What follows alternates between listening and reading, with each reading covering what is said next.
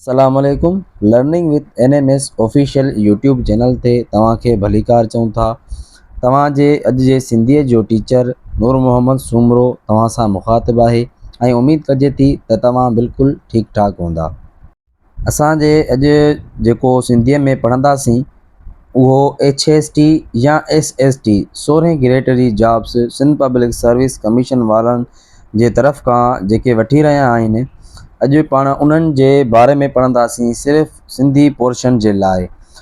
जिन Sindhi portion select कयो आहे उन्हनि जे लाइ असांजो हीउ वीडियो या हीअ लेसन उन्हनि जे लाइ तमामु बहितरीनु काराइतो साबित थींदो।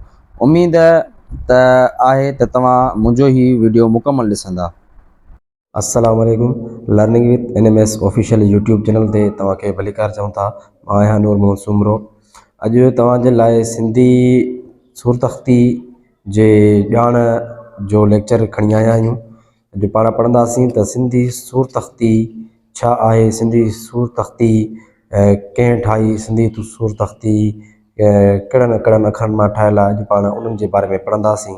सिंधी सुरतख़्ती हाणे हिकिड़ी ॻाल्हि अॻे तक़रीबन सूमरनि जे दौर में हिकु सुरतख़्ती ठही हुई जेका 40 अखरनि जी राज थी हुई। ठीकु आहे। उन खां बाद में कलोड़नि जे दौर में वरी अबुल हसन सिंधीअ सुरतख़्ती ठाही जेका 52 अखरनि जी बीठी। 52 अखरनि जी इहो मूं लिखियो आहे जो नोट करे। ठीकु आहे। उन सुरतख़्तीअ खे 52 अखर मुकमल थिया, अबुल हसन सिंधीअ लिखिया। उन खां बाद में पोइ वरी काफ़ी मुख़्तलिफ़ दौरनि में उन सुरतख़्तीअ खे मतिलबु हिकु तरतीब अलॻि सां ॾिनी वई। हिकु उन्हनि जो पंहिंजो हिकिड़ो अलॻि सां ग्रामर ठाहियो वियो जेको मतिलबु कंहिं ॻाल्हि खे सम्झंदो वियो त उहो उन हिसाब सां ग्रामर ठाहियो। हिकु ॿ अंग्रेज़नि बि ग्रामर ठाहियो आहे अंग्रेज़नि जे दौर में 2018 में। सो इहे मतिलबु काफ़ी दौर आया आहिनि पर उन्हनि जे हिसाब सां पंहिंजो सिंधी ते आहे त सिंधी सुरतख़्ती कीअं आहे। त हाणे तव्हांखे आउं शुरूआति खां ॿुधाईंदुसि त सिंधी सुरतख़्ती टोटल अखर 52 आहिनि जंहिंमें निज सिंधी जा अखर 4 आहिनि। घणा आहिनि? 4 अखर आहिनि। बेबकरी, गे ॼिब, गेरो, ॾेॾर। ठीकु आहे। फारसी ॿोलीअ जा अखर 13 पे पल्लो, चे चतूं ऐं गाफ गॾ। अरबी ॿोली जा अखर 29 आहिनि जेके पाण अलफ़ बा ता सा पढ़ंदा आहियूं क़ुर शरीफ़ वारा अखर, उहे 16 बि सिंधी ॿोलीअ में शामिलु आहिनि। उन खां बाद में संस्कृत जा बि 16 अखर आहिनि जेके मुख़्तलिफ़ आहिनि। मिसाल तौर ॾेॾर थी वियो, घोड़ो थी वियो या अहिड़ा कहिड़ा कहिड़ा बि अखर जेके बक़ाया रहनि था उहे सभु संस्कृत ॿोली जा अखर आहिनि। मतिलबु 4 सिंधीअ जा आहिनि, बक़ाया हिननि मां वरितल आहिनि ओधारा अखर सिंधी अल्फ़ाबेट में 52 अखरनि में। उन खां बाद में अचूं था त हिन बि टुॿके वारा अखर 34 आहिनि। ठीकु थी वियो, मां नोट कयो आहे। ऐं मथां वरी उन खां पोइ हेठनि टुॿकनि वारा अलॻि आहिनि, मथनि टुॿकनि वारा अलॻि आहिनि। तो मथनि टुॿकनि वारा अखर 20 आहिनि, हेठनि टुॿकनि वारा अखर 14 आहिनि। ठीकु आहे। बग़ैर टुॿकनि वारा अखर 18 आहिनि।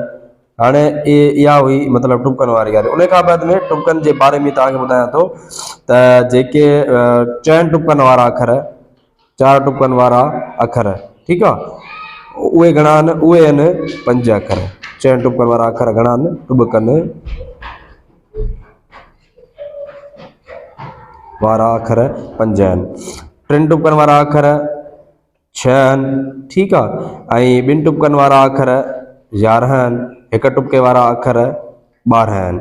ठीकु आहे। वरी उन खां पोइ फर्दर छा थो ॿुधाए, मथनि टुॿकनि वारा अखर 20 आहिनि, हेठनि टुॿकनि वारा अखर 14 आहिनि ऐं बग़ैर टुॿकनि वारा अखर 18 आहिनि। हिते नोट थियल आहे। ठीकु आहे। हीअ नोट थियल आहिनि। सिंधी ॿोलीअ में कुल टुॿका घणा आहिनि? 72 टुॿका आहिनि। जेकी अल्फ़ाबेट आहे सिंधी सुरतख़्ती उन जा टोटल टुॿका जेके आहिनि उहे 72 आहिनि। टुॿकनि वारनि अखरनि खे मनकूत चइबो आहे। छा चइबो आहे? मनकूत चयो वेंदो आहे। बग़ैर टुॿकनि वारनि अखरनि खे ग़ैर मनकूत चयो वेंदो आहे। ग़ैर मनकूत चयो वेंदो आहे।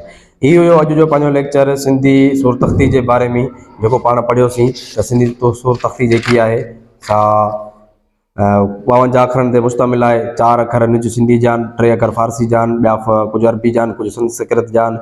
मतिलबु उन जी ॼाण पढ़ीसीं। वधीक अहिड़ी ॼाण जे लाइ असांजो चैनल विज़िट कंदा हो त तव्हांखे अहिड़ियूं खोड़ सारियूं नयूं शयूं मिलंदियूं। महिरबानी। उम्मीद कजे थी त तव्हांखे मुंहिंजो ही वीडियो बिल्कुलु पसंदि आयो हूंदो। अहिड़ा ॿिया वीडिया ॾिसण में मिलंदा, ॾिसंदा रहो असांजो official YouTube channel learning with NMS।